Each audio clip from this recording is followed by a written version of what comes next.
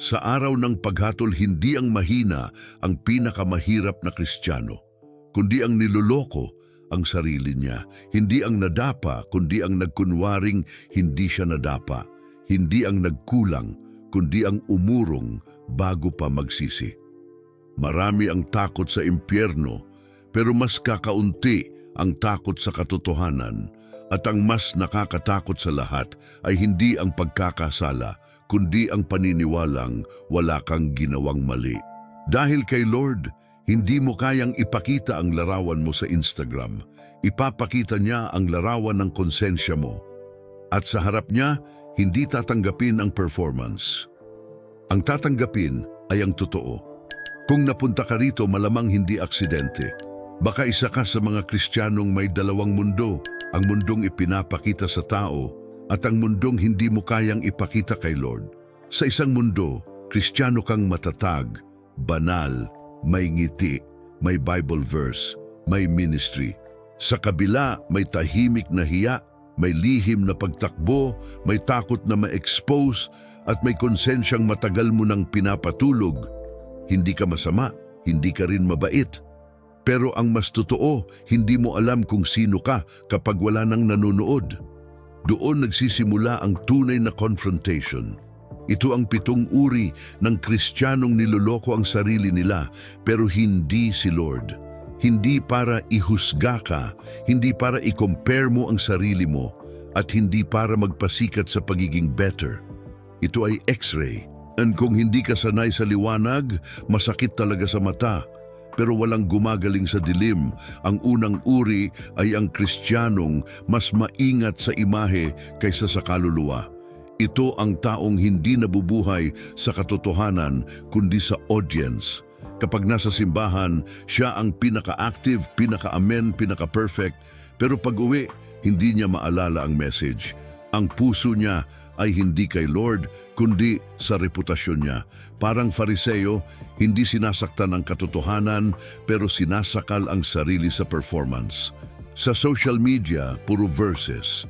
Sa private life, puro compromise. Hindi masama maging presentable. Masama kapag mas inaalagaan mo ang hitsura kaysa sa motibo. Dahil kay Lord, ang motibo ang mukha.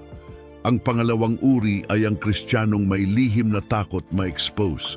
Sila ang sobrang galing magtago ng kasalanan, kaya pati sila naniniwalang okay sila. Pero sa gabi, bago matulog, may kirot sa dibdib, kung nalaman nila to, tapos na ako. Hindi niya alam kung paano lilinisin ang buhay niya, kaya tinatakpan niya lang. Siya si Jonas, tumatakbo, hindi dahil masama, kundi dahil natatakot harapin ang sarili. Hindi niya pinapatay ang kasalanan, tinatago niya sa bulsa. Ang problema, kay Lord, walang bulsa. At ang tinatago mo ang papatay sa iyo kapag hindi mo inamin. Ang pangatlong uri ay ang Kristiyanong mabagsik maghusga pero mabagal uminom ng katotohanan. Ito yung taong unang pumapansin sa mali ng iba pero huling humaharap sa sarili. Tuwing may nagkakamali, prophet of judgment. Pero tuwing siya ang nagkakamali, lawyer ng sarili. Ang harsh judgment ay hindi sign ng holiness. Sign ito ng insecurity. Dahil ang taong hindi mapagpatawad sa iba ay taong hindi mapagpatawad sa sarili. Ang pang-apat ay ang Kristiyanong hindi kayang manahimik. Hindi dahil sociable, kundi dahil takot sa konsensya. Puno ang schedule ng church activities, Bible studies, praise nights at iba pang gawaing spiritual.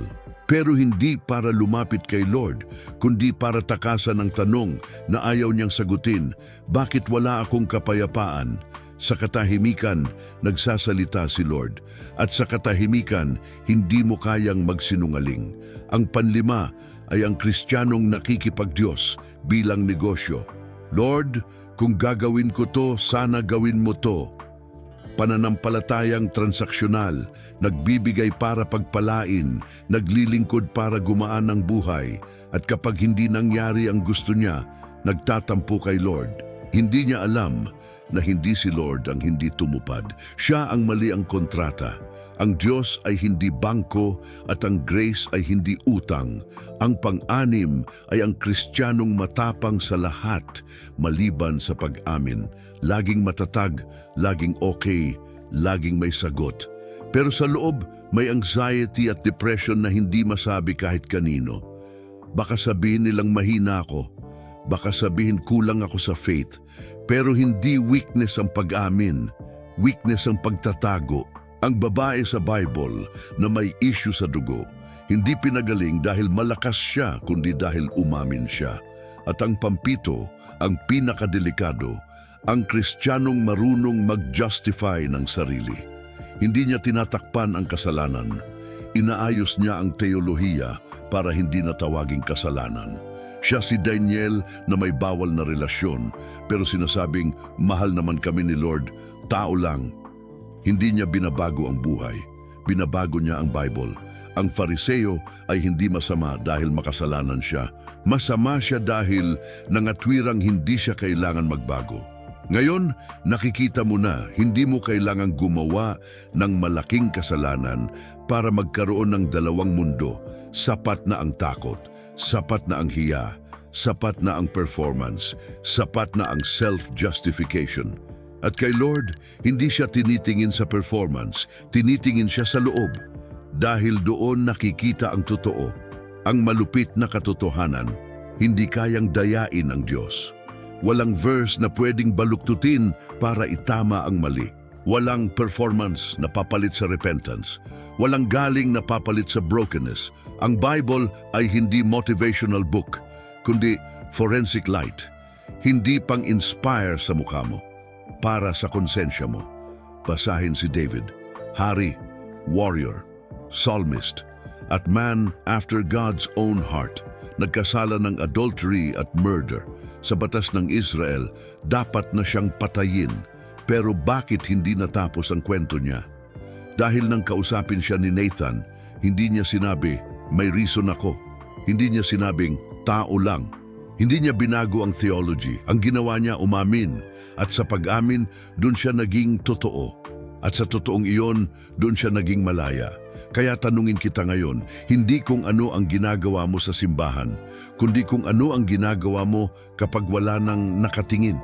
Hindi kung gaano kakadalas mag-post ng verses, kundi kung alin ang hindi mo mabasa dahil tumatama sa buhay mo.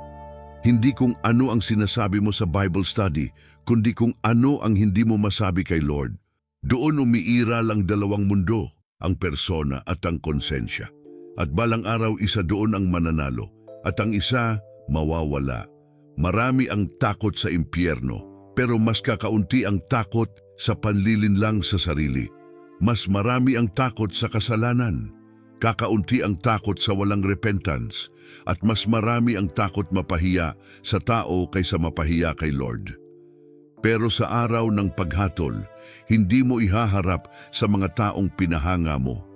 Ihaharap ka sa Panginoong hindi mo kayang dayain. At narito ang pinakamahirap tanggapin. Hindi gusto ng Diyos ang perpekto.